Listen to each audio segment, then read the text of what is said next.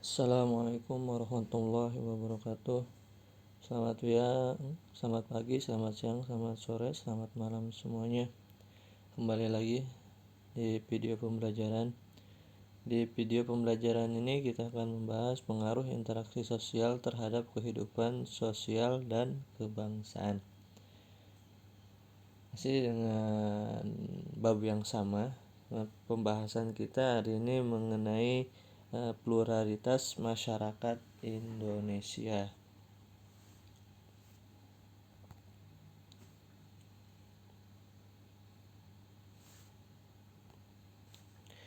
Ya, kalian bisa perhatikan gambar yang ada di layar. Gambar keragaman agama di Indonesia membuktikan bangsa Indonesia religius. Masyarakat Indonesia dikenal sebagai masyarakat religius. Beberapa agama kepercayaan dapat ditemukan di berbagai wilayah Indonesia. Indonesia juga memiliki banyak suku bangsa. Nah, itu sebabnya Indonesia kaya akan budaya atau adat istiadat. Ya, kondisi geografis dan sosial Indonesia juga mempengaruhi berbagai kegiatan ekonomi masyarakat. Karena itu kita dapat menemukan berbagai pekerjaan masyarakat Indonesia di berbagai tempat. Kekayaan dan keanekaragaman masyarakat Indonesia baik suku, agama, ras, pekerjaan dan lain-lain menunjukkan bahwa masyarakat Indonesia itu bersifat plural. Ya.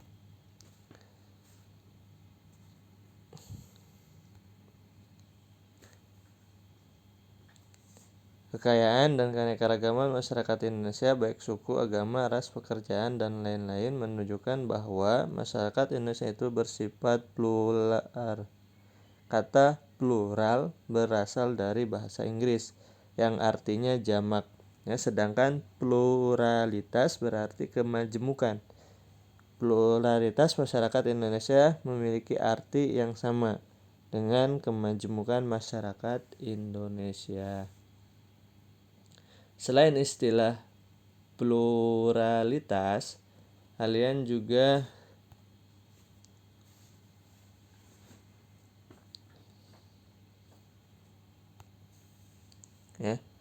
mengenal kata multikultural.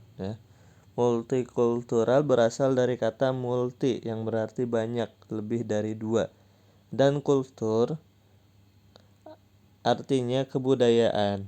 Masyarakat multikultural adalah masyarakat yang memiliki lebih dari dua kebudayaan. Masyarakat multikultural tersusun atas berbagai budaya yang menjadi sumber nilai bagi peliharanya kestabilan kehidupan masyarakat. Pendukungnya keragaman budaya tersebut berfungsi untuk mempertahankan identitas dan integrasi sosial masyarakatnya.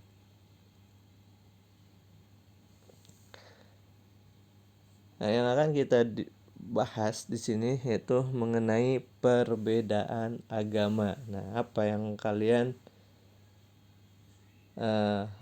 menemukan berbagai macam agama di lingkungan tempat tinggal kalian? Mungkin ada yang bertetangga dengan tetangganya itu beda agamanya gitu. Kalian mungkin merasa asing dengan upacara persembahan agama yang berbeda dengan agama yang kalian peluk. Nah, hal ini wajar ya. Kenapa? Karena setiap agama memiliki tuntunan dalam melaksanakan persembahyangannya yang berbeda. Nah,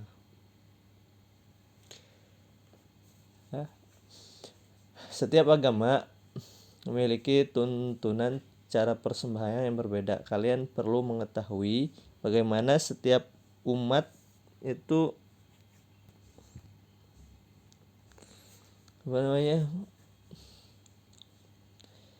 setiap umat itu memiliki tempat ibadah ya dan melaksanakan kegiatan upacara keagamaan atau persembahyangannya. mengapa kita perlu memahami berbagai kegiatan ibadah agama selain agama yang kalian anut, karena hal ini sangat penting ya, agar dalam diri kita tumbuh sikap saling memahami dan menghargai atau bertoleransi. Sebagai contoh, kita umat Islam melaksanakan salat Idul Fitri di lapangan. Umat beragama lain perlu memahami bahwa kegiatan salat Idul Fitri di lapangan ya, merupakan upacara keagamaan atau persembahyaan. Tentu saja hanya pemeluk agama Islam yang melaksanakan kegiatan salat Idul Fitri. Namun demikian,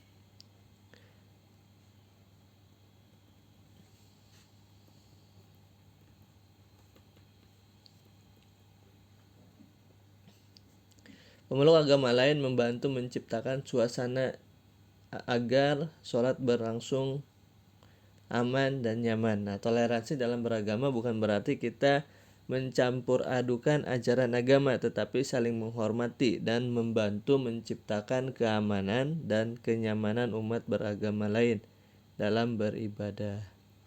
Nah, kalian mungkin sudah tahu kan agama di Indonesia itu ada berapa ya, dan agama apa aja.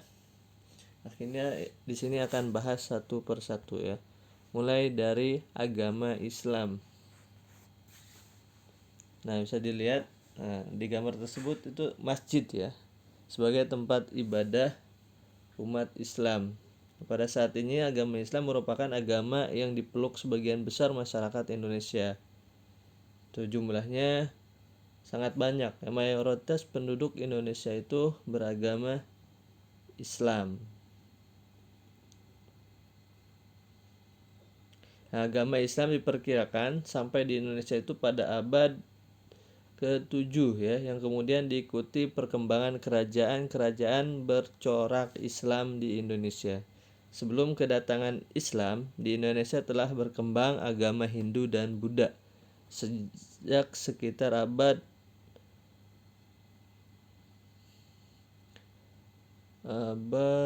ke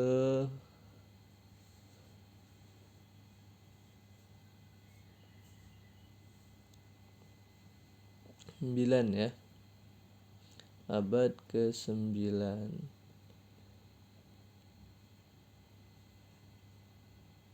Nah, apabila kalian bukan beragama Islam, kalian perlu memahami berbagai hari penting yang sering diperingati pemeluk Islam. Hal ini bukan untuk menunjukkan membandingkan antar agama, tetapi supaya kita dapat membantu kelancaran kegiatan agama lain. Ya, umat Islam memiliki beberapa hari besar yang dirayakan setiap tahun, seperti Hari Raya Idul Fitri, Idul Adha, Hari Jumat juga merupakan hari penting bagi umat Islam. Ya, pada hari Jumat semua laki-laki wajib melaksanakan ibadah sholat Jumat secara berjamaah di masjid. Selain itu, umat Islam juga memiliki beberapa hari penting yang selalu diperingati, seperti Hari Raya Tahun Baru Hijriah, hari kelahiran Maulid Nabi Muhammad SAW, dan hari turunnya wahyu Al-Quran. Nah, itu agama Islam ya. Nah, selanjutnya kita akan bahas agama Kristen Protestan. Kristen Protestan berkembang di Indonesia itu selama masa kolonial VOC ya, sekitar abad 16 ya.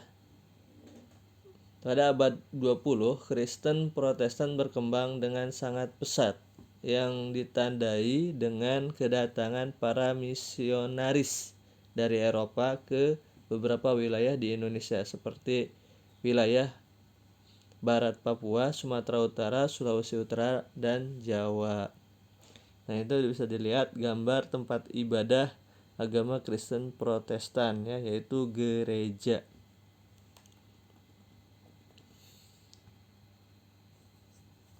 Selanjutnya agama Kristen Katolik. Nah, ini tempat ibadahnya ya, gereja, sama tempat ibadahnya gereja. Ada pendapat yang menyatakan bahwa agama Kristen Katolik telah masuk ke Indonesia, tepatnya di Sumatera Utara sekitar abad ke-8. Namun pendapat tersebut belum didukung dengan bukti-bukti yang kuat. Ya, bukti yang paling kuat kedatangan agama Kristen Katolik bersamaan dengan penjajah bangsa-bangsa barat ke Indonesia. Kristen Katolik tiba di Indonesia saat kedatangan bangsa Portugis, ya, yang diperkuat dengan kedatangan bangsa Spanyol.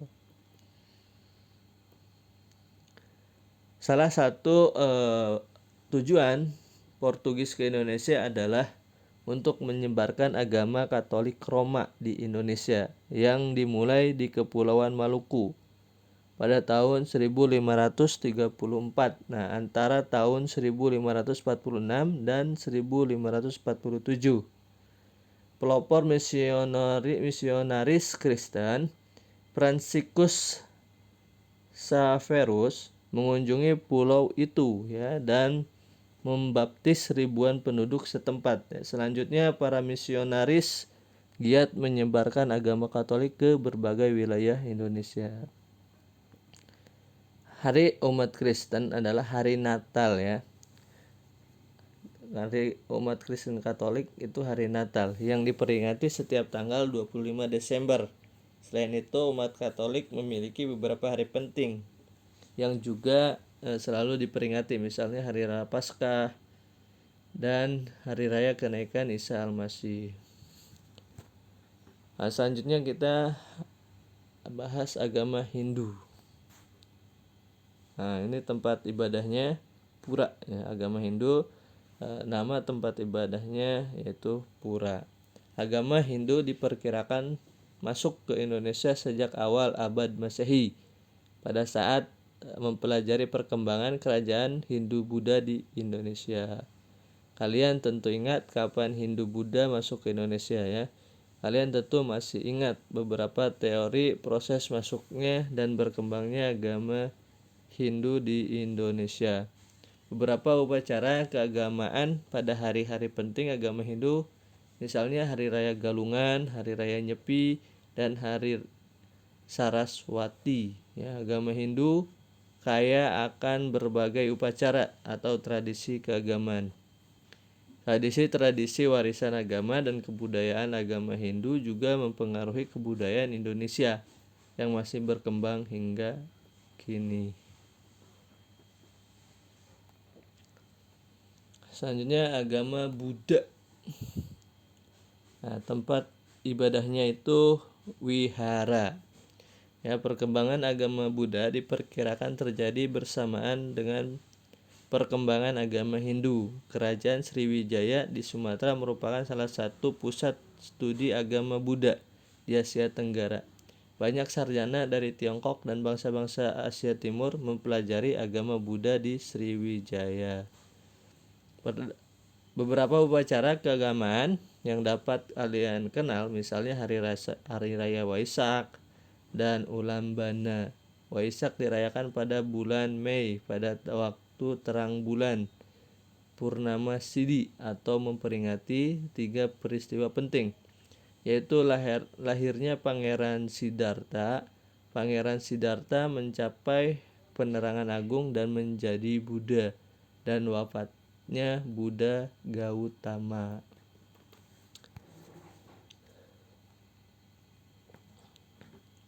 Selanjutnya agama Konghucu. Nah, ini tempat ibadahnya, ya, kelenteng sebagai tempat ibadah umat Konghucu. Kehadiran agama Konghucu di Indonesia telah berlangsung berabad-abad lamanya. Kalian dapat menemukan kelenteng yang bisa digunakan sebagai tempat ibadah umat Konghucu dan berbagai wilayah di Indonesia. Contoh, kelenteng Ban Hing Kiong di Manado yang didirikan pada tahun 1819, kelenteng Boen Chiang Soe di Surabaya. Umat Konghucu banyak memiliki hari penting Tetapi hari raya yang terkenal dan telah menjadi hari libur nasional di Indonesia adalah hari raya Imlek, gitu ya. Jauh sebelum agama Islam, Kristen, Katolik, Hindu, Buddha, dan Konghucu berkembang di Indonesia, telah berkembang berbagai aliran kepercayaan sampai saat ini. Kalian dapat menemukan berbagai kepercayaan yang dianut sebagian masyarakat di Indonesia. Berbagai aliran kepercayaan sebagian telah berkembang sejak masa praaksara. Nah, ini pembahasan kita mengenai perbedaan agama, ya, itu bagian dari pluralitas masyarakat Indonesia. Baik, cukup di sini video pembelajaran kali ini mengenai perbedaan agama. Terima kasih. Wassalamualaikum warahmatullahi wabarakatuh.